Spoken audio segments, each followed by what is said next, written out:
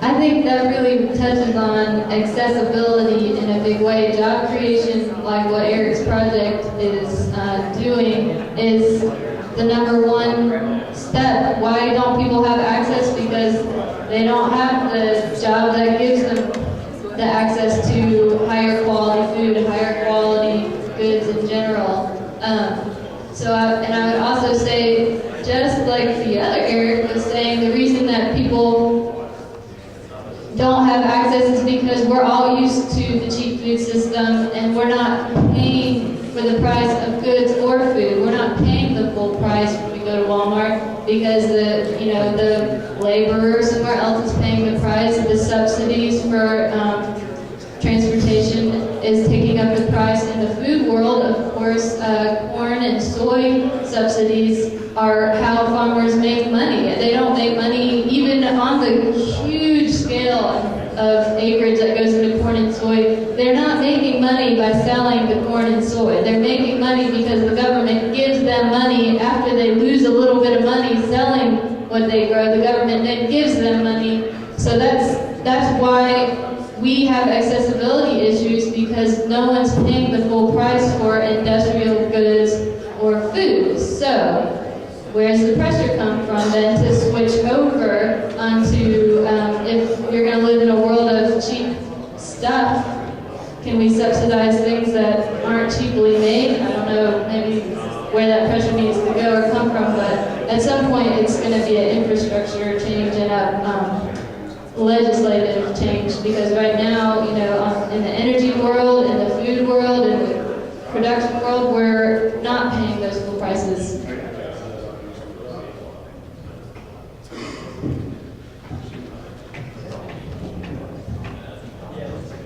Cool. I just have a quick example, another example to play on that. Paper is a really good example. People always wonder, why is recycled paper more than regular paper? Because your resources are already there. Your paper made out of paper seems like it would be cheaper, but we're not paying the real price of paper because all the forestry roads to extract the wood to make the paper are all subsidized by our tax dollars. So our tax dollars are really paying, the real costs of the roads and the cleanup that occurs afterwards. Debbie? To sort of tie in the niche market to sort of the accessibility, we're really lucky here in our area to have retailers that carry some of these more sustainably conscious products, whereas in some areas they don't even have that option at all. So just being able to drive to the store that has some of these options. In our area, we're lucky. I mentioned before trying to get some of this stuff into those bigger box stores to maybe get more people that wouldn't normally see it, buying some of it.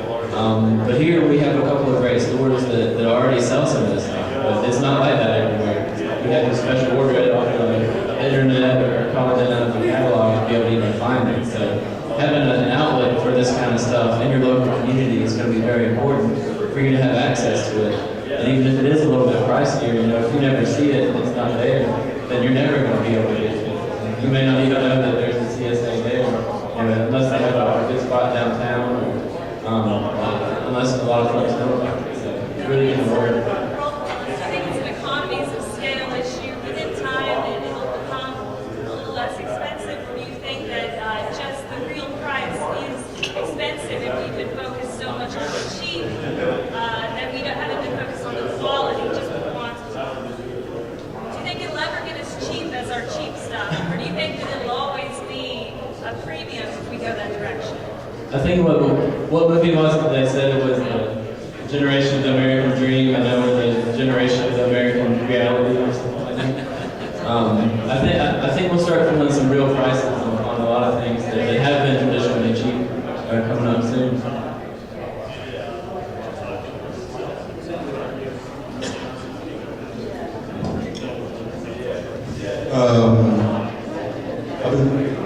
Specifically, what I have a problem with is the terminology of economies of scale. It's kind of the mantra of neoclassical theory. I would say it has more to do with like economies of collaboration, where we're really talking about these communities. The scale promotes corporations and the emergence of corporations, where they have a propensity towards monopolization of loans and all these. But agglomeration and way to understand sustainable development in and of itself is the way you see the way that there's these local connections that everybody in this panel is in the process of trying to create and making those more accessible to the greater public. That's an example of economies of agglomeration as opposed to scale. So I just wanted to kind of critique that terminology. I was just going to say there's currently a huge demand for local foods in the area. I'm seeing it grow every year. We have a very successful farmers market here in the county, operated in the corner of the west over there. They expanded 2 or 3 years ago to a Wednesday to a weekday market in the afternoon, and then you've now got 3 or 4 different community markets that are operating in various areas of the county. So it's become more and more popular. They're doing very, very well. So I think the real question is how do we connect the farmers markets that we have with their customer base, with their, connect those two. Whether it's more advertisement or PSAs, free advertisement, whatever it is. So that's what we need to focus on too. That question kind of reminds me a lot when we were back in the NAFTA days. We were going through that. And I said, I have no trouble with global competition. Just have a level playing field. Let's all compete with the same rules. Now we can do that for agriculture. Let's measure the impact that you're having on the environment. Let's take away agriculture subsidies. Let's level the playing field. And that, quote, cheap food that we're enjoying is really not that cheap. So that's the challenge that we got. We've got this stuff so embedded into the system, we don't see it. I mean, back to again, our keynote speaker today talking about that gallon of gas, $2.75 or whatever it is, costs a hell of a lot more than that. Where in that cost we put in national security costs? Those unfunded wars and stuff. Again, I'm not taking a right or left position here. Let's just put the cost out there. And what the cost is what we need to pay for. So the gas needs to be, again, I'm one of those people that says, if you want to drive 100, knock yourself out. You just got to pay the cost of it. So, the gas needs to be $2 a gallon or whatever it costs, and you pay a little extra for your excessive carbon impact you're making, so you pay $50 a gallon, that's fine. But that's the challenge. What we got is most people don't see that. And one quick story, I like to tell this when we're promoting our co-op grocery store, is that how businesses will jump on the bandwagon to take a benefit of something. In our area, we have a lot of big box grocery stores, and this happened to me personally twice last year, but everybody's jumping on local. And unfortunately, there's not a definition for local. And at Harris Teeter, and I'll go and say what the grocery store was, I forget if Harris Teeter Boone or not. They had tomatoes in June in Alamance County, Piedmont, North Carolina, June now. Big local sign, little piece sticker on tomato, proud product of Canada. We're shipping tomatoes into Alamance County in June. And if you didn't look at that little bit of sticker, most people have local produce, they probably think it came from, Jane Isaac Farm right down the road there. But believe it or not, that same grocery store later that year had local sweet potatoes from Mexico.